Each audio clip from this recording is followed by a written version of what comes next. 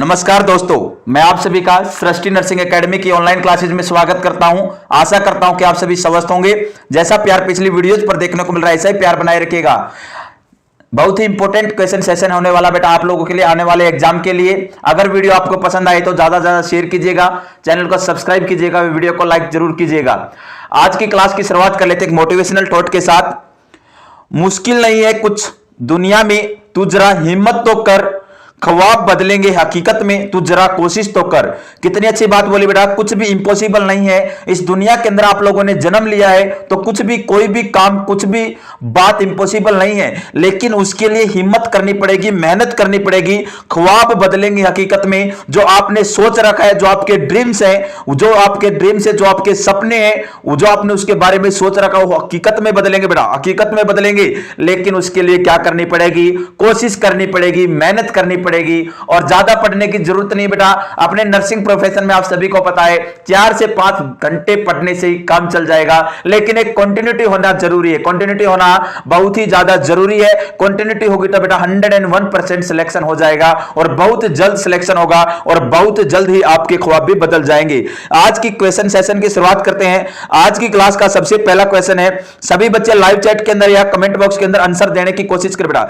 एक client has his leg immobilised in a long cast. देखिएगा, एक क्लाइंट है जिसको बेटा लेग इमोबिलाइज हुई है लॉन्ग कास्ट, उसको प्लास्टर कास्ट अप्लाई किया गया है और उसको लेग इमोबिलाइज मूवमेंट करने के लिए मना किया गया है। Which of the following assessment would indicate the early beginning of circulatory impairment. तो बेटा कौन सा साइन होगा जो कि अर्ली दर्शाएगा सबसे पहले कि सर्कुलेटरी इंपेयर्ड हो गया है, सर्कुलेटरी जो ब्लड फ्लो है उसके अंदर कोई ना कोई कमी आ गई है। तो कौन सा साइन दर्शाएगा बेटा? ऑप्शन फर्स्ट है इनएबिलिटी टू मूव टोज, अंगूठे को मूव करने में उसको प्रॉब्लम होगी। ऑप्शन सेकंड है साइनोसिस ऑफ टो के अंदर साइनोसिस हो जाएगा। ऑप्शन 3 है complaint of cast tightness, complaint करेगा कि कास्ट टाइटनेस है। ऑप्शन 4 टिंगलिंग ऑफ टोज, फटाफट टिंगलिंग ऑफ टोज, ऐसा बोलेगा कि उसके जो अंगूठा है, अंगूठे के अंदर ऐसी सेंसेशन आ रही है जैसे चींटियां चल रही हो। तो फटाफट राइट आंसर दीजिए बेटा। कौन सा ऑप्शन करेक्ट रहने वाला आपके अनुसार है? एक पेशेंट है, पेशेंट को प्लास्टर कास्ट लगा हुआ है, उसको इमोबिलाइज रखा जाना है बेटा, उसके किसी भी प्रकार की मूवमेंट नहीं करवानी है, उसको अवॉइड किया गया है। तो कौन से प्रकार का सबसे पहला साइन देखने को मिलेगा असेसमेंट के टाइम पर कि उसके अंदर सर्कुलेटरी इंपेयर्ड हो गया है? इमोबिलिटी टू मूव टोज, अपने अंगूठे को मूवमेंट नहीं कर पाएगा। साइनोसिस देखने को मिलेगा, कंप्लेंट करेगा कि टाइट हो गया है कास्ट, और टिंगलिंग ऑफ टोज, ऐसी सेंसेशन आएगी जैसे कि चींटियां चल रही हैं उसके अंगूठे के ऊपर। तो सबसे पहले क्या देखने को मिलेगा बेटा? Tingling of toes, tingling of A toes. उसको ऐसा महसूस रहेगा, नबनेस होने लग जाएगी, सूनापन आने लग जाएगा अंगूठे के अंदर, अगर बेटा सबसे पहला साइन सर्कुलेटरी इंपेयरमेंट का आएगा तो। ऑप्शन नंबर 4 अपना राइट आंसर रहेगा। नेक्स्ट क्वेश्चन रुक करते बेटा। नेक्स्ट क्वेश्चन रहने वाला आज की क्लास का, for controlling outbreak of cholera which of the following measures are suggested. देखिएगा बेटा, एक्सेप्ट बोला है लास्ट में, इस चीज को पढ़ना मत भूलिएगा कभी भी। सबसे ज्यादा क्वेश्चन बच्चा गलत ही इस वर्ड की वजह से करता है। एक्सेप्ट पूछा है, इसलिए पूछा है कि किसी एरिया के अंदर कोलेरा आउटब्रेक हो गया है तो कौन से प्रकार का मेजर होगा जो कि सजेस्ट किया जाएगा उसको कंट्रोल करने के लिए, किसी एक चीज को छोड़कर। अपने पास 4 ऑप्शन है, 4 में से 3 को अपन फॉलो कर सकते हैं, सजेस्ट कर सकते हैं, लेकिन एक ऑप्शन को अपने को छोड़ना है जिसको अपन सजेस्ट नहीं कर सकते। ऑप्शन फर्स्ट है मास कीमोप्रोफाइलेक्सिस।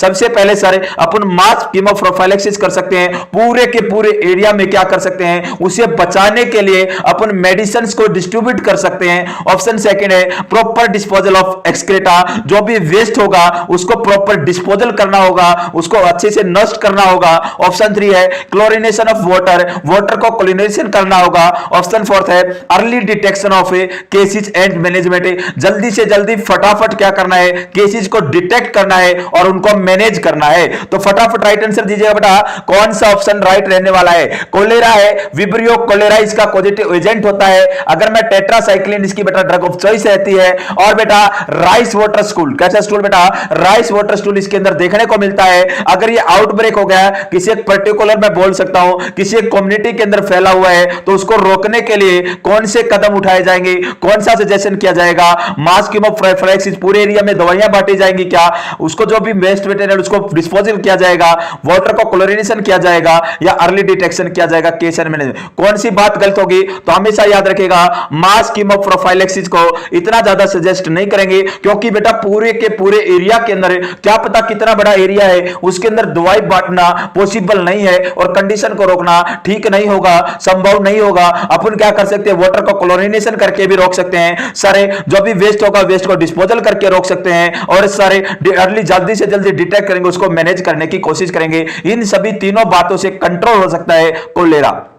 नेक्स्ट क्वेश्चन रुक करते, नेक्स्ट क्वेश्चन आने वाला है, the characteristics of a faeces of an enteric fever is, कौन सा साइन एंड सिम्टम, कौन सी कैरेक्टरिस्टिक देखने को मिलेगी एंट्रिक फीवर के अंदर, किस टाइप का फीसिस जो स्टूल देखने को मिलेगा। ऑप्शन फर्स्ट है rice water diarrhoea, option second है पी सूप डायरिया, ऑप्शन 3 है कॉन्स्टिपेशन हार्ड बल्की स्टूल, ऑप्शन 4 है स्टेन्ड विद ब्लड। तो राइट आंसर दीजिएगा बेटा एंट्रिक फीवर। एंट्रिक फीवर टाइफॉइड को ही स्टेप लीडर फीवर भी बोला जाता है, इंटेस्टाइनल फीवर भी बोला जाता है। और बेटा अगर मैं बात करूं इसका पॉजिटिव ऑर्गेनिज्म क्या होगा, इसका पॉजिटिव ऑर्गेनिज्म होता है बेटा सैल्मोनेला टाइफी। क्या होता है बेटा, सैल्मोनेला टाइफी होता है। बासु के नाम से अपन एक ट्रिक याद रखेंगे, बासु से बेटा ब्लड कल्चर करके चलते पहले 7 दिन, फिर एग्लूटिनेशन करते नेक्स्ट 14 दिन, फिर स्टूल कल्चर करते 21 दिन तक, और 28वें दिन तक बेटा यूरिन कल्चर अपन परफॉर्म कर सकते हैं। ये बासु के नाम से एक ट्रिक है। और बेटा मोस्ट कॉमन मेडिसिन यूज की जाती है सेफ्ट्रियाजोन। कौन सी मेडिसिन यूज की जाती है, सेफ्ट्रियाजोन मेडिसिन यूज की जाती है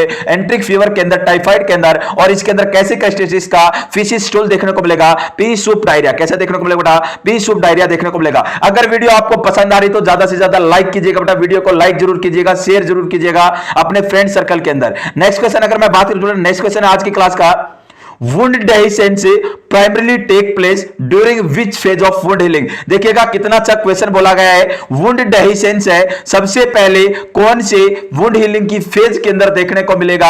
ऑप्शन फर्स्ट है मैच्योरेशन फेज, ऑप्शन सेकंड है होमियोस्टेसिस के अंदर, ऑप्शन 3 है इंफ्लामेटरी फेज, या ऑप्शन 4 है रिकंस्ट्रक्शन फेज। देखिएगा बेटा बहुत ही प्यारा क्वेश्चन है, बहुत बार यह क्वेश्चन एग्जाम के अंदर रिपीट हो चुका है कि जो वुंड डेहिसेंस है और कौन सी वुंड हीलिंग की फेज के अंदर देखने को मिलेगा। सबसे पहले मैं 2 वर्ड बताता हूं, एक होता है एविसिरेशन। क्या होता है सारे, एविसिरेशन होता है। एविसिरेशन के अंदर क्या होगा बेटा, जो भी इंटरनल पार्ट होगा वो सूचर्स के द्वारा बाहर आ जाएगा, जहां पर अपने सूचरिंग परफॉर्म की है उसके द्वारा बाहर आ जाएगा, उसे बोलते हैं एविसिरेशन। और सर ये मोस्टली 7 से 8 दिन के बाद देखने को मिलता है सर्जरी के बाद। सेकंड बेटा एक होता है डेहिसेंस।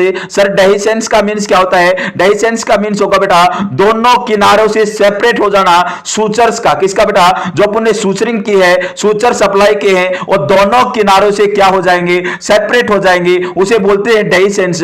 और ये वुंड हीलिंग की कौन सी फेज के अंदर देखने को मिलेगा, maturation phase, homeostasis phase, inflammatory phase या रिकंस्ट्रक्टिव फेज। तो हमेशा याद रखिएगा रिकंस्ट्रक्टिव फेज के अंदर देखने को मिलता है। ऑप्शन नंबर 4 अपना राइट आंसर जाएगा। नेक्स्ट क्वेश्चन बेटा आज की क्लास का, नेक्स्ट करके रुक करते हैं, pressure by the upper end of a crutch may cause injury to the. देखिएगा बेटा कितना अच्छा क्वेश्चन पूछा है, कर्च वॉकिंग का क्वेश्चन है। अगर अपन ने प्रेशर डाला अपर एंड ऑफ ए कर्च, जो अपर एंड होगा कर्च का, उसका प्रेशर डाला कहां पर, एक्जिला के अंदर है, तो उसके कारण क्या देखने को मिल सकता है, एक्जिलरी नर्व इंजरी देखने को मिल सकती है, लॉन्ग थोरेसिक नर्व इंजरी देखने को मिल सकती है, मीडियल नर्व इंजरी देखने को मिल सकती है, या अल्नर नर्व इंजरी देखने को मिल सकती है। तो राइट आंसर दीजिएगा। मैं फटाफट एक बार बेटा कर्च वॉकिंग आप लोगों के सामने डिस्कस करना चाहूंगा। सर कर्च वॉकिंग क्या होता है, कर्च वॉकिंग बेटा जो होता है manner of walking with the help of crutch, बैसाखी के सारे चलना। इसकी हाइट कितनी होगी बेटा, total height of client -16 inch. जितनी भी क्लाइंट की हाइट होगी उससे 16 इंच माइनस करना है और उतनी हाइट होगी कर्च की। नेक्स्ट बेटा कर्च को हमेशा एक्जिला से 2 से 3 फिंगर नीचे अप्लाई करना चाहिए। नेक्स्ट बेटा दोनों लेग्स के बीच, लेग्स और कर्च के बीच में 6 इंच का डिस्टेंस होना चाहिए, और एक बार में जब स्टेप रखेगा तो 6 से 10 इंच का रखना चाहिए। और हमेशा सेफ्टी प्रोवाइड करेंगे, प्रायोरिटी देंगे बेटा क्लाइंट की सेफ्टी को, और हमेशा क्लाइंट के साइड में खड़ा होना चाहिए। नेक्स्ट वन जब भी चले तो फॉरवर्ड एंड अपवर्ड लुक करना है। नेक्स्ट वन इसके अंदर बेटा डिफरेंट गेट होते हैं। एक होता है 4 गेट। क्या होता है बेटा, 4 गेट। सर 4 गेट के अंदर क्या होगा, जैसे कि बेटा सबसे पहले अफेक्टेड लेग को, अफेक्टेड लेग वाली कर्च को आगे लेके जाना है, फिर बेटा अनअफेक्टेड लेग को आगे लेके जाना है, फिर अनअफेक्टेड लेग वाली कर्च को आगे लेके जाना है और अफेक्टेड लेग को आगे लेके जाना है। हैं, इस कंडीशन को बेटा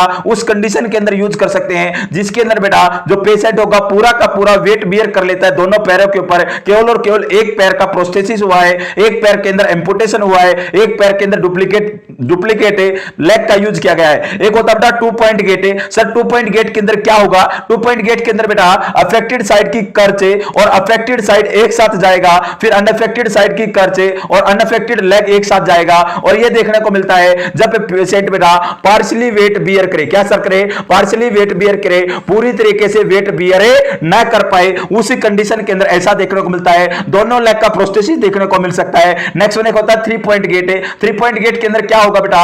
3 पॉइंट गेट के अंदर दोनों की दोनों कर्च पहले जाएंगी और साथ में अफेक्टेड लेग जाएगा और फिर अनअफेक्टेड लेग जाएगा, इसे बोलते हैं 3 पॉइंट गेट। एक होता है बेटा स्विंग थ्रो। स्विंग थ्रो होता है। स्विंग थ्रो के अंदर क्या होगा बेटा? दोनों की दोनों कर्च जाएंगी और कर्च से आगे जाना चाहिए, कर्च से आगे जंप करेंगे, कर्च लाइन से आगे जंप करेंगे, इसे बोलते हैं स्विंग थ्रो। एक होता है स्विंग टू, दोनों कर्च आगे गई लेकिन बेटा जो जंप करेंगे वो कर्च लाइन से पीछे होगा, उसे बोलते हैं स्विंग टू। अगर बेटा स्टेयर्स अप सीढ़ियां चढ़नी है, सीढ़ियां चढ़ेगा तो बेटा अनअफेक्टेड लेग पहले जाएगा, फिर दोनों कर्च जाएंगी और अफेक्टेड लेग जाएगा। अगर बेटा स्टेयर्स डाउन, अगर सीढ़ियां नीचे उतर रहा है तो पहले दोनों कर्च आएंगी, अफेक्टेड लेग आएगा, उसके बाद अनअफेक्टेड लेग आएगा। और सर अगर सिट डाउन करना है, बैठ रहा है क्लाइंट, दोनों कर्च को होल्ड करेगा, अनअफेक्टेड साइड कौन सी साइड बेटा?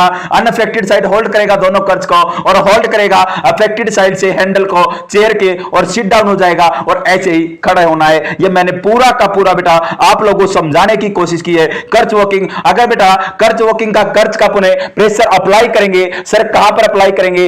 एक्जिला पे करेंगे तो एक्जिलर नर्व इंजरी हो सकती है, और अगर एक्जिलरी नर्व इंजरी होगी तो रेडियल नर्व इंजरी हो सकती है। और सर इसी को बोलते हैं सैटरडे नाइट पॉलिसी, और सर इसी को बोलते हैं हनीमून पॉलिसी। तो हम याद रखेंगे जिंदगी के अंदर। नेक्स्ट बेटा हमेशा अपने को जो वेट होगा वेट बियर करना चाहिए हैंडल ऑफ कर्च, कर्च के हैंडल पर वेट बियर करना चाहिए और 15 to 20 डिग्री एंगल पर एल्बो को फ्लेक्स करना चाहिए। पूरा का पूरा होता है कर्च वॉकिंग। तो अपना पहला ऑप्शन राइट आंसर जाएगा, एक्जिलरी नर्व डैमेज होने के चांसेस होंगे।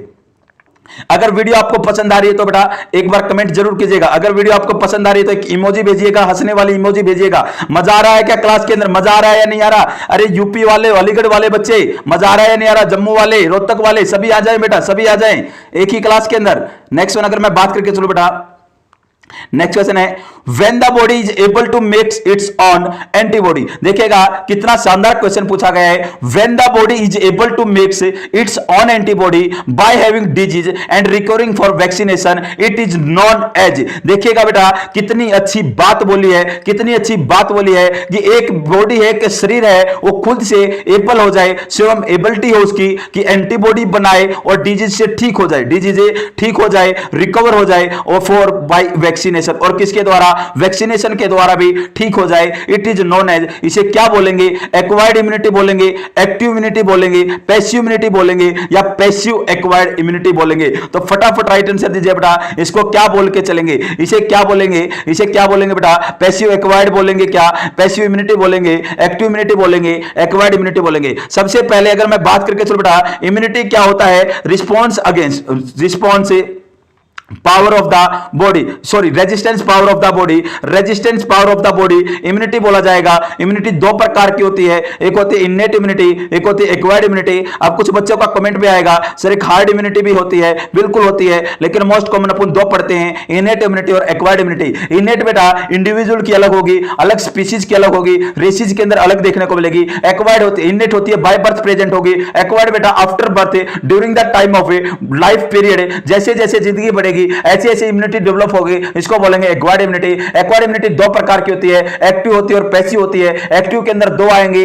नेचुरल और आर्टिफिशियल। नेचुरल के अंदर क्या होगा? अगर कोई बॉडी के अंदर डिजीज कंडीशन हो जाती है और डिजीज कंडीशन होने के बाद बॉडी खुद से उस एंटीजन के खिलाफ एंटीबॉडी बना लेती है और उसको रिकवर कर लेती है, उसे बोलते हैं sir natural, active, acquired immunity. अगर बेटा वैक्सीनेशन देते हैं, इम्यूनाइजेशन देते हैं, अपन ने एंटीजन दिया है बॉडी के अंदर और उसके खिलाफ एंटीबॉडी बनती जाती है उसे बोलते हैं sir artificial active acquired immunity. अगर मैं बात करके चलो बेटा पैसिव के अंदर क्या होगा, पैसिव के अंदर भी दो आएंगी, नेचुरल और आर्टिफिशियल। सर पैसिव के अंदर नेचुरल के अंदर आएगा बेटा, देखिएगा डायरेक्ट अपन एंटीबॉडी दे रहे हैं, जैसे कि मैटरनल से एंटीबॉडी जाती है IgG 12th weeks of pregnancy के दौरान क्रॉस कर जाती है, वो होगा। और वुमन मिल्क के अंदर कोलेस्ट्रॉल के अंदर आईजीए पाया जाता है। ये दोनों एग्जांपल रहेंगे बेटा किसके, नेचुरल पैसिव एक्वायर्ड इम्यूनिटी के। और बेटा अगर मैं बात करें चलो आर्टिफिशियल के, आर्टिफिशियल का ह्यूमन सीरा हो गया, टॉक्सिन्स हो गए, ये सभी एग्जांपल रहते हैं बेटा आर्टिफिशियल पैसिव एक्वायर्ड इम्यूनिटी के। और क्वेश्चन पूछा गया है कि डिजीज हो रही है, क्या हो रखी है,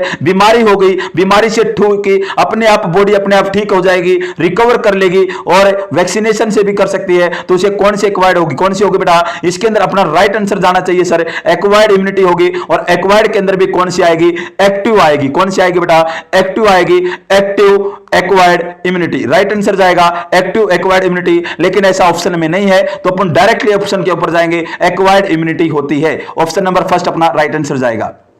नेक्स्ट क्वेश्चन है, देखिएगा बेटा ध्यान से समझिएगा, क्वेश्चन बड़ा ही आसान क्वेश्चन है, बहुत बार ये क्वेश्चन एग्जाम के अंदर रिपीट हो चुका है। The 12-year-old boy has fractured his arm after the injury cast is applied. देखिएगा एक 12 साल का बच्चा है, उसको फ्रैक्चर हुआ है, फ्रैक्चर होने के बाद उसको बेटा फ्रैक्चर हुआ है, इंजरी हुई है और कास्ट को अप्लाई किया है। The nurse has to perform all of the following assessment except. एक नर्स है, नर्स होने के नाते आप सारी की सारी असेसमेंट उसके अंदर परफॉर्म करोगे किसी एक चीज को छोड़कर। ऑप्शन फर्स्ट है कैपिलरी रिफिलिंग टाइम चेक करोगे, ऑप्शन सेकंड है रेडियल अल्नर पल्स देखोगे, ऑप्शन फोर्थ है फिंगर मूवमेंट देखोगे, ऑप्शन फोर्थ है बेटा स्किन इंटीग्रिटी चेक करोगे, स्किन इंटेक या रप्चर हो गई है। तो फटाफट आंसर दीजिएगा। 12 साल का बच्चा है, फ्रैक्चर हो गया है, आर्म के अंदर इंजरी के हुए है, कास्ट को अप्लाई किया है, तो कौन से प्रकार की परफॉर्म करेंगे उसके अंदर असेसमेंट किसी एक चीज को छोड़कर, capillary refilling time, radial ulnar pulse, finger movement, skin integrity. देखिएगा बेटा प्लास्टर कास्ट अप्लाई करने के बाद कैपिलरी रिफिलिंग टाइम भी असेस कर सकते हैं,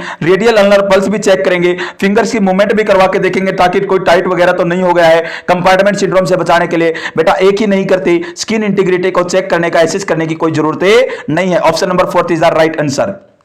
नेक्स्ट क्वेश्चन आज की क्लास का, the symptom most commonly associated with the left sided heart failure. कौन सा सिस्टम होगा, कौन सा साइलेंट सिम्टम होगा जो कि मोस्ट कॉमनली देखने को मिलता है, जुड़ा हुआ रहता है लेफ्ट साइडेड हार्ट फेलियर से? Shortness of breath, oedema, hepatic failure या परप्यूरा। तो राइट आंसर दीजिएगा बेटा, लेफ्ट साइडेड हार्ट फेलियर है तो कौन सा सिम्टम है मोस्ट कॉमन देखने को मिलेगा? देखिएगा वैसे तो 4 प्रकार का हार्ट फेलियर होता है, right heart failure, left heart failure, systolic heart failure और डायस्टोलिक हार्ट फेलियर। और अगर मैं बात करके चलो बेटा होगा तो सबसे मोस्ट कॉमन अपन 2 प्रकार के ही पढ़ के चलते हैं, एक तो बेटा राइट और एक लेफ्ट।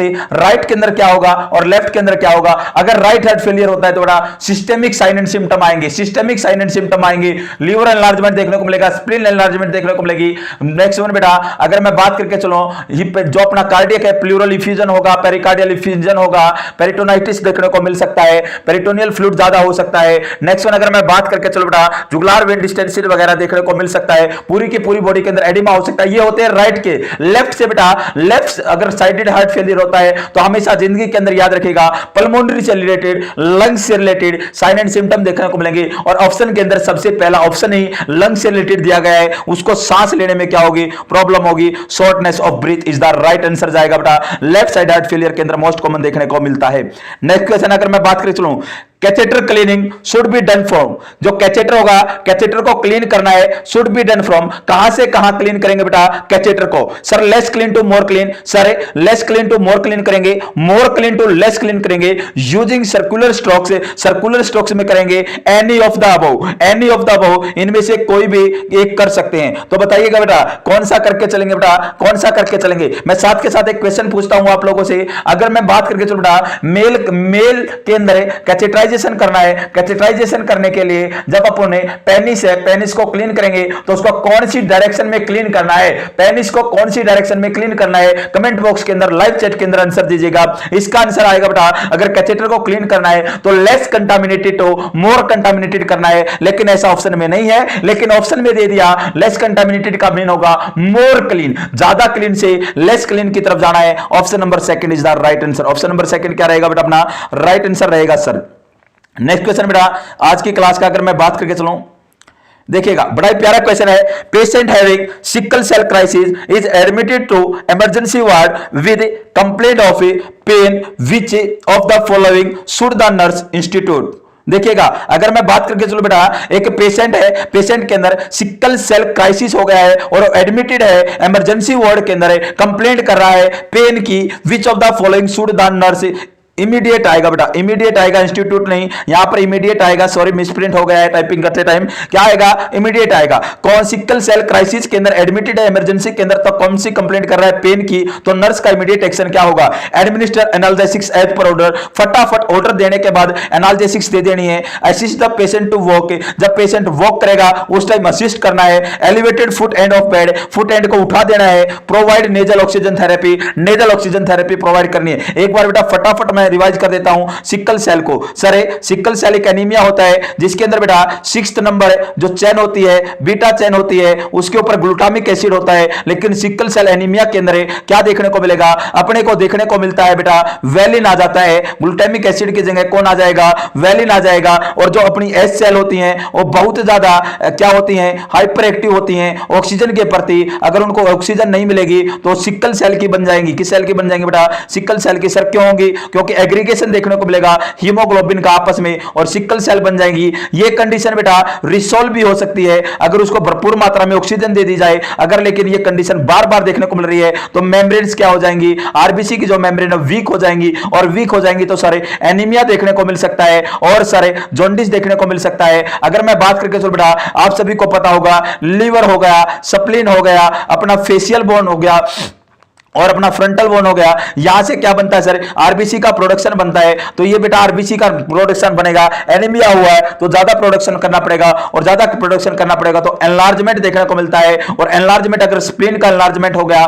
तो बेटा स्प्लीन का एनलार्जमेंट होगा तो उसके कारण अपने को ऑटोस्प्लीनेक्टोमी देखने को मिलेगी। ऐसा क्यों होगा सर, क्योंकि बेटा जब आरबीसी का बार बार डिस्ट्रक्शन होगा तो उसके कारण ये देखने को मिलेगा। और अगर स्प्लीनेक्टोमी करते हैं तो 3 वैक्सीनेशन का हमेशा याद रखिएगा। एक तो कौन सी sir, pneumococcal pneumonia, streptococcal pneumonia, एक हिमोफिलियस इन्फ्लुएंजा, और बेटा नेक्स्ट वन है, अगर मैं बात करके चलूं हैंड्स के अंदर स्वेलिंग देखने को मिल सकती है, हैंड्स के अंदर स्वेलिंग देखने को मिल सकती है, पेन देखने को मिल सकता है। और इसकी मैनेजमेंट क्या रहती है, इसका मैनेजमेंट सबसे पहला मैनेजमेंट रहता है ऑक्सीजन थेरेपी को यूज करना। किसको यूज करना, ऑक्सीजन थेरेपी प्रोवाइड करवा के चलना है। देखिएगा मेनिंजोकोकल मेनिंजाइटिस 3 वैक्सीन देनी बेटा, मेनिंजोकोकल मेनिंजाइटिस और हिमोफिलियस इन्फ्लुएंजा और बेटा स्ट्रेप्टोकोकल निमोनिया, ये 3 वैक्सीनेशन करके चलेंगे। किसके अंदर, अगर स्प्लीन इन तीनों को बचाने का कार्य करती है। नेक्स्ट बेटा एक होता है सिकल सेल क्राइसिस की मैं बात करके चलूं तो हवस के नाम से याद रखिएगा। किस नाम से, हवस के नाम से याद रखने की कोशिश कीजिएगा। हीमोलाइटिक क्राइसिस देखने को मिलता है, एप्लास्टिक क्राइसिस देखने को मिल सकता है, वेजोकल्सिन क्राइसिस देखने को मिल सकता है, और बेटा लास्ट वन होता है सिकल सेक्विस्टेशन देखने को मिलता है। ये 4 चीजें हवस के नाम से याद रखिएगा। और सबसे पहला मैनेजमेंट होगा ऑक्सीजन को प्रोवाइड करना ही, क्योंकि बेटा जो अपनी सिकल सेल होती हैं वो किसके, ऑक्सीजन से बहुत ज्यादा प्यार करती हैं, और ऑक्सीजन मिलेगा तो क्या हो जाएगी, कंडीशन रिसॉल्व हो सकती है। नेक्स्ट क्वेश्चन आज की क्लास का, Which active exercise are increased if traction is applied? कौन सी एक्टिव एक्सरसाइज होगी जिसको एनकरेज किया जाता है जब ट्रैक्शन अप्लाइड किया गया हो। To improve the condition of patient, improve करने कंडीशन पेशेंट की। टू प्रिवेंट फुट ड्रॉप से बचाने के लिए। टू इंप्रूव सर्कुलेशन को बढ़ाने के लिए। टू अवॉइड बेड सोर पे बचाने के लिए। बेटा क्यों एक्टिव एक्सरसाइज होगा उसको इंक्रीज किया जाता है, इंकरेज किया जाता है, इंस्ट्रक्ट किया जाता है क्लाइंट को कि एक्टिव एक्सरसाइज करते रहो। किस चीज से बचाने के लिए, तो हमेशा याद रखेगा टू प्रिवेंट फुट ड्रॉप्स। किससे बेटा, to prevent foot drops. Next question है आज की क्लास का, an infant on the ward is receiving digoxin and diuretics. एक क्लाइंट है, एक बच्चा है, इन्फेंट है, वार्ड के अंदर एडमिट है और रिसीव कर रहा है डाइजॉक्सिन को और डायरेटिक्स को। The nurse knows that which of the following choice indicate no toxicity. तो बेटा एक बच्चा है, इन्फेंट है, डाइजॉक्सिन और डायरेटिक्स को ले रहा है, तो एक नर्स बेटा कौन सी चीज जानती है उसके बारे में कि इसके अंदर किसी भी प्रकार की टॉक्सिसिटी देखने को नहीं मिल रही इसके कारण। ऑप्शन फर्स्ट है, सभी को पता होगा डाइजॉक्सिन हमेशा हार्ट रेट को कम करने का कार्य करती है। अगर हार्ट रेट कम होंगी तो अपन अवॉइड करते हैं डाइजोक्सिन को? ऑप्शन फर्स्ट है heart rate less than 100, no dysrhythmia. बेटा हार्ट रेट 100 से कम है लेकिन डिसरिथमिया नहीं है, किसी भी प्रकार की रेगुलेटरी देखने को नहीं मिल रही हार्ट बीट के अंदर। Heart rate of 80 to 100, heart rate 80 से 100 है। ऑप्शन 3 है heart rate greater than 100, no dysrhythmia. Heart rate बेटा 100 से ज्यादा है और कोई डिसरिथमिया नहीं है। ऑप्शन 4 है वोमिटिंग। तो हमेशा याद रखिएगा डाइजोक्सिन कम करने का कार्य करती है। इन्फेंट के अंदर 100 से ज्यादा क्या होती है? पल्स रेट होती है। अगर मैं बात करें चलो 100 से 120 नॉर्मल रहती है, 1 साल के ऊपर है हार्ट रेट बेटा। अगर मैं बात करके चलूं सर 100 से तो ऊपर रहनी चाहिए और डिसरिथमिया नहीं देखना चाहिए, तब ये अपन बोल सकते हैं कि डाइजोक्सिन और डायरेटिक्स देने से किसी भी प्रकार का टॉक्सिसिटी वगैरह देखने को नहीं मिल रही इस बंदे के अंदर। तो ऑप्शन नंबर 3 अपना राइट आंसर जाएगा। Option number 3 is the right answer.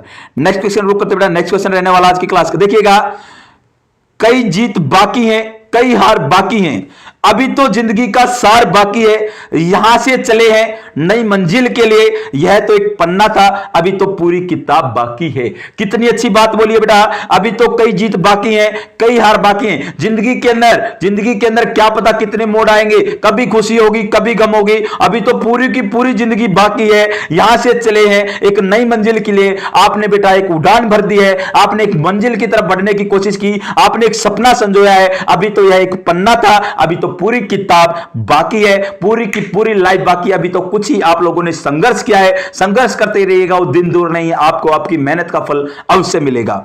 Next question है बेटा आज की क्लास का, विच of the following function is influenced by the autonomic nervous system. देखिएगा ऑटोनोमिक नर्वस सिस्टम के द्वारा कौन सा फंक्शन होगा जो कि प्रभावित किया जाएगा? ऑप्शन फर्स्ट है, देखिएगा बेटा क्वेश्चन पूछा गया है ऑटोनोमिक नर्वस सिस्टम के द्वारा कौन सा फंक्शन होगा जिसको इन्फ्लुएंस कर सकता है, प्रभावित कर सकता है। सर नी जर्क रिस्पॉन्स को, पिपुलरी रिफ्लेक्स को, पेरिस्टाल्सिस ऑफ इंटेस्टाइन को, या ब्लिंकिंग ऑफ आई को? राइट आंसर दीजिए बेटा एएनएस के द्वारा। एएनएस के द्वारा किसको प्रभावित किया जा सकता है? एएनएस के द्वारा, ऑटोनोमिक नर्वस सिस्टम के द्वारा, सिंपैथेटिक पैरासिम्पैथेटिक, किसके द्वारा कौन सी फंक्शन को इन्फ्लुएंस किया जा सकता है, प्रभावित किया जा सकता है? तो हमेशा याद रखिएगा पेरिस्टाल्सिस ऑफ इंटेस्टाइन को क्या किया जा सकता है, प्रभावित किया जा सकता है। मूवमेंट्स को, जो पेरिस्टाल्टिक मूवमेंट होती हैं उनको प्रभावित किया जा सकता है इंटेस्टाइन के अंदर। नेक्स्ट वन बेटा, feature of A metabolic acidosis. कौन सा फीचर होगा मेटाबॉलिक एसिडोसिस का? आपको 4 ऑप्शन है, 4 में से कौन सा साइन दिखेगा किसके कारण मेटाबॉलिक एसिडोसिस हो सकता है? लो प्लाज्मा बाइकार्बोनेट, प्लाज्मा के अंदर बाइकार्बोनेट का लेवल कम है। ऑप्शन सेकंड है high plasma carbonate, carbon dioxide, plasma के अंदर कार्बन डाइऑक्साइड का लेवल ज्यादा है, पीएच अबव 7.45, पीएच बेटा 7.45 से ज्यादा है, या ऑप्शन फोर्थ है बोथ ए एंड बी। तो फटाफट राइट आंसर दीजिएगा बेटा, कौन सा ऑप्शन आपको दर्शाएगा कि इस बंदे के अंदर मेटाबॉलिक एसिडोसिस है? कौन सा ऑप्शन दर्शाएगा? तो हमेशा याद रहे, फटाफट फटाफट सभी बच्चे कमेंट बॉक्स के अंदर राइट आंसर देने की कोशिश करें, राइट आंसर देने की कोशिश करें। सर प्लाज्मा का लेवल, प्लाज्मा के अंदर बाइकार्बोनेट का लेवल कम होगा तब अपन मेटाबॉलिक एसिडोसिस बोलेंगे क्या? प्लाज्मा के अंदर कार्बन डाइऑक्साइड का लेवल ज्यादा होगा तब मेटाबॉलिक एसिडोसिस बोलेंगे, या पीएच 7.45 से ज्यादा होगा तब बोलेंगे, या ए और बी दोनों ऑप्शन है राइट जाएंगे? तो हमेशा याद रखिएगा बेटा प्लाज्मा बाइकार्बोनेट का लेवल कम है तो ये इंडिकेट करता है मेटाबॉलिक एसिडोसिस को इंडिकेट करने का कार्य करेगा। Option number is the first is the right answer. Next question है movement of body part towards the body mid line is termed as. देखिएगा बेटा मूवमेंट करना है, बॉडी के पार्ट को बॉडी की मिड लाइन की तरफ लेके आना है, उस टर्म को क्या बोलेंगे? अबडक्शन, अडक्शन, एक्सटेंशन, प्रोनेशन, क्या बोल के चलेंगे बेटा? राइट आंसर दीजिएगा उस टर्म को क्या बोलेंगे? Movement of body part towards the body mid line, body की मिड लाइन की तरफ है, बीच की तरफ है, अपने को किसी बॉडी पार्ट को लेके आना है, उसको अबडक्शन बोलेंगे, अडक्शन बोलेंगे, एक्सटेंशन बोलेंगे, या प्रोनेशन बोलेंगे? तो हमेशा आंसर याद जाएगा बेटा अडक्शन बोलेंगे। ऐड करना है सर, अपने को बॉडी के पार्ट की तरफ लेके आना। Option number second is the right answer. Next question बेटा आज की क्लास का, which among the following complication will be present in a client following gastrectomy? देखिएगा कौन से प्रकार की कॉम्प्लिकेशन देखने को मिल सकती है एक क्लाइंट के अंदर है गैस्ट्रेक्टोमी के कारण। देखिएगा बेटा गैस्ट्रेक्टोमी क्या होगा? स्टमक को अपन ने रिमूव कर दिया और स्टमक को रिमूव करने के कारण कौन सी कॉम्प्लिकेशन देखने को मिल सकती है? ऑप्शन फर्स्ट है एनीमिया देखने को मिलेगा, ऑप्शन सेकंड है डेफिशिएंसी फैट सोल्यूबल विटामिन देखने को मिलेंगे, पेप्टिक अल्सर देखने को मिलेगा, पेनसाइटोपिनिया देखने को मिलेगा, आरबीसी, डब्ल्यूबीसी, प्लेटलेट तीनों का लेवल डिक्रीज देखने को मिलेगा। तो राइट आंसर दीजिएगा बेटा, राइट आंसर दीजिएगा, कौन सा देखने को मिलेगा? राइट आंसर दीजिएगा बेटा, क्या देखने को मिलेगा? अरे बेटा क्या देखने को मिलेगा? तो राइट आंसर दीजिएगा, राइट आंसर दीजिएगा बेटा, राइट आंसर दीजिएगा। अरे सर अगर गैस्ट्रेक्टोमी करेंगे तो अपने को पता है स्टमक के अंदर पैराइटल सेल होती है और पैराइटल सेल HCl का प्रोडक्शन करती है और साथ के साथ इंट्रिंसिक फैक्टर का भी प्रोडक्शन करती है। और जो इंट्रिंसिक फैक्टर होता है और रिस्पॉन्सिबल होता है विटामिन B12 की एब्जॉर्प्शन के लिए इलियम के अंदर, अगर बेटा पैराइटल सेल से इंट्रिंसिक फैक्टर ही नहीं आएगा तो विटामिन B12 का एब्जॉर्प्शन क्या होगा? डिस्टर्ब होगा और उसके कारण पर्नीशियस एनीमिया, कौन सा एनीमिया बेटा? पर्नीशियस एनीमिया देखने को मिल सकता है। Option number first is the right answer. Next question है बेटा, which of the following nursing intervention is a priority for a patient with laryngotomy? देखिएगा बेटा एक क्लाइंट है, क्लाइंट के अंदर हो रखी है लैरिंजियोटोमी, उसके लैरिंग्स को रिमूव किया गया है, तो कौन सी प्रायोरिटी बनेगी? कौन सी इंटरवेंशन उसके अंदर करके चलनी है? ऑप्शन फर्स्ट है एस्टेब्लिश मीन ऑफ कम्युनिकेशन, उसके अंदर बेटा कम्युनिकेशन को बना के रखना है। ऑप्शन सेकंड है monitor for sign of infection, infection के साइन को मॉनिटर करना है। Motor for hoarseness of voice, क्या करना है? मॉनिटर करना है कि उसके अंदर होर्सनेस ऑफ वॉइस आ रही है। ऑप्शन फोर्थ है keep trachea free from secretion, trachea को फ्री रखना है सिक्रीशन से। तो कौन सा ऑप्शन राइट जाएगा बेटा? कौन सा आंसर अपना राइट रहेगा? लैरिंजियोटोमी हो रखी है तो प्रायोरिटी के अनुसार कौन सी नर्सिंग इंटरवेंशन है उस पेशेंट के अंदर करनी है? सर उसके अंदर अपने को कम्युनिकेशन करना, आपस में बातचीत करनी है, उसको इन्फेक्शन के साइन को चेक करना है, उसके होर्सनेस ऑफ वॉइस को चेक करना है, या ट्रैकिया को फ्री रखना है सिक्रीशन से। तो राइट आंसर जाएगा बेटा option number D, sir trachea को अपन फ्री रखेंगे सिक्रीशन से। Option number fourth is the right answer. मैं मान सकता हूं लैरिंजाइटिस के अंदर क्या देखने को मिल सकता है? वॉइस देखने को मिल सकती है, होर्सनेस ऑफ वॉइस। लेकिन यहां पर लैरिंजेक्टोमी की है तो कौन सा नर्सिंग इंटरवेंशन सबसे पहले जाएगा? प्रायोरिटी के अनुसार बेटा ट्रैकिया के अंदर अगर सिक्रीशन होंगे, ट्रैकिया को अपन एयर वॉक्स बोलते हैं, विंड पाइप के नाम से जानते हैं, और इसके कारण क्या देखने को मिल सकती है? अपने को प्रॉब्लम देखने को मिल सकती है, ऑब्स्ट्रक्शन देखने को मिल सकती है एयरवे के अंदर। नेक्स्ट बेटा substance that stimulate and acquired immunity response और कॉल्ड, कौन सा सब्सटेंस होगा जो कि स्टिमुलेट करेगा और एक्वायर्ड इम्यूनिटी को, किसको बेटा? एक्वायर्ड इम्यूनिटी के रिस्पांस को, उसको क्या बोलेंगे? एंटीजन, एंटीबॉडी, कॉम्प्लीमेंट्स या हिस्टामिन? फटाफट राइट आंसर दीजिए बेटा, substance that stimulate and acquired immunity response और कॉल्ड, कौन सा सब्सटेंस होगा जो कि स्टिमुलेट करता है और एक्वायर्ड इम्यूनिटी को और एक्वायर्ड इम्यूनिटी का रिस्पांस शो करता है? उस सब्सटेंस का नाम क्या होगा? एंटीजन होगा, एंटीबॉडी होगा, कॉम्प्लीमेंट्स होगा या हिस्टामिन होगा? सर उस सब्सटेंस का नाम होता है एंटीजन। क्या होता है बेटा? एंटीजन। अरे जब एंटीजन जाएगा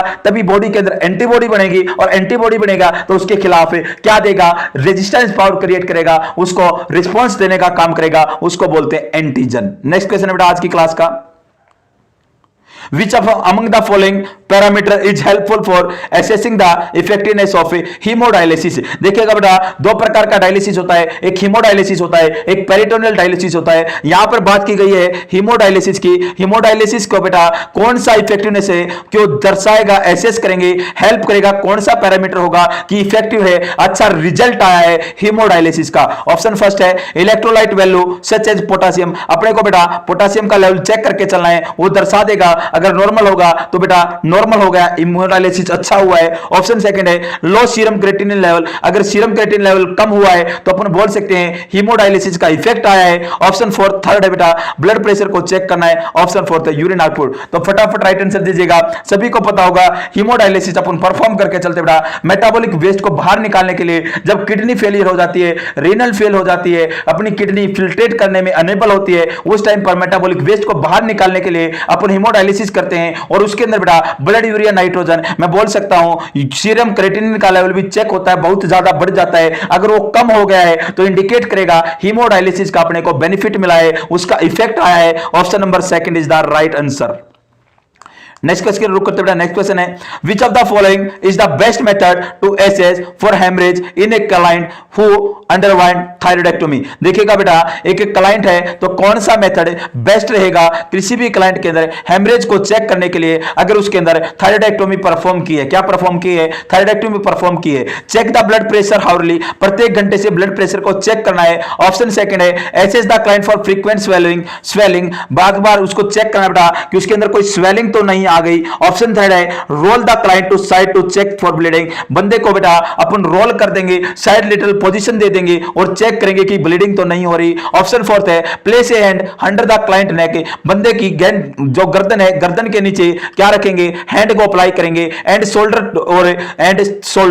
और नेक के नीचे बेटा एक हैंड को अप्लाई करेंगे टू फील बेड लिनन, और बेड लिनन को चेक करेंगे बेड लिनन गीली है, ड्राई है, मॉइस्ट है, कैसी है। तो राइट आंसर दीजिएगा बेटा। एक थायराइडेक्टोमी का केस है, उसके अंदर क्या है, हेमरेज हो रखा है, तो कौन सा बेस्ट मेथड रहेगा उसको एसेस करने के लिए, कौन सा रहेगा बेटा। तो हमेशा याद रखिएगा सर, अपन क्या करेंगे, जो बंदा है उसकी गर्दन के नीचे, उसके कंधे के नीचे अपन क्या करेंगे, हैंड को रखेंगे और लिनन को चेक करेंगे, और लिनन अगर गीली मिलती है तो इंडिकेट करेगा कि हेमरेज उसके अंदर प्रेजेंट है। क्या प्रेजेंट है, हेमरेज उसके अंदर present. Option number 4 is the right answer. Next question है बेटा, the most effective correction of acidosis in diabetic ketoacidosis is by, अगर बेटा किसी क्लाइंट के अंदर डायबिटिक कीटोएसिडोसिस हो रखा है, एसिडोसिस की कंडीशन है, तो उसको ठीक करने के लिए कौन सा इफेक्टिव करेक्शन रहेगा, कौन सा मोस्ट इफेक्टिव करेक्शन रहेगा। आईवी बाइकार्बोनेट, सर अपन आईवी बाइकार्बोनेट दे सकते हैं। ऑप्शन सेकंड है आईवी सैलाइन दे सकते हैं। ऑप्शन थर्ड है आईवी इंसुलिन दे सकते हैं। ऑप्शन फोर्थ है ओरल बाइकार्बोनेट दे सकते हैं, ओरल बाइकार्बोनेट दे सकते हैं। तो कौन सा इफेक्टिव करेक्शन रहेगा एसिडोसिस के अंदर, और एसिडोसिस भी कौन सा है, डायबिटिक कीटोएसिडोसिस है, और diabetic ketoacidosis type first diabetes mellitus की कॉम्प्लिकेशन होती है, जो कि इंसुलिन की कमी के कारण देखने को मिल सकती है, और इंसुलिन की कमी होगी तो सर डायबिटिक कीटोएसिडोसिस होगी। और डायबिटिक कीटोएसिडोसिस को ठीक करने के लिए अपन किसका यूज कर सकते हैं, आईवी इंसुलिन का यूज कर सकते हैं। Option number 3 is the right answer. Next question आज की क्लास का, temporary end of medical sign and symptoms of an incurable disease. देखिएगा बेटा, कोई डिजीज कंडीशन है वो बेटा पूरी तरीके से ठीक नहीं हुई है, और उसके अंदर टेम्परेरी एंड हो गए हैं, खत्म हो गए हैं मेडिकल साइन और सिम्टम्स से, उस टर्म को अपन क्या बोलेंगे, रिमिशन बोलेंगे, रिलैप्स बोलेंगे, क्योर बोलेंगे, या एक्सरबेशन बोलेंगे, या एक्सरबेशन बोलेंगे। फटाफट राइट आंसर दीजिए बेटा। Temporary end of medical sign and symptom of an incurable disease, उसको क्या बोलेंगे, रिमिशन बोलेंगे, रिलैप्स बोलेंगे, क्योर बोलेंगे, या एक्सरबेशन बोलेंगे। तब उसको रिमिशन बोल के चलेंगे। वन लाइनर क्वेश्चन है कम्युनिटी हेल्थ नर्सिंग का, उसे रिमिशन बोलेंगे। नेक्स्ट क्वेश्चन है बेटा, आज की क्लास का लास्ट क्वेश्चन है, कमेंट में आंसर जरूर दीजिएगा। आपको कैसी लगी क्लास, इंपॉर्टेंट क्वेश्चन थे या वैसे ही बेकार थे बेटा, टाइम पास हुआ है आपका। अगर कुछ आप लोगों को मोटिवेट मिला हो तो जरूर कमेंट कीजिएगा कैसी क्लास लगी आप लोगों को।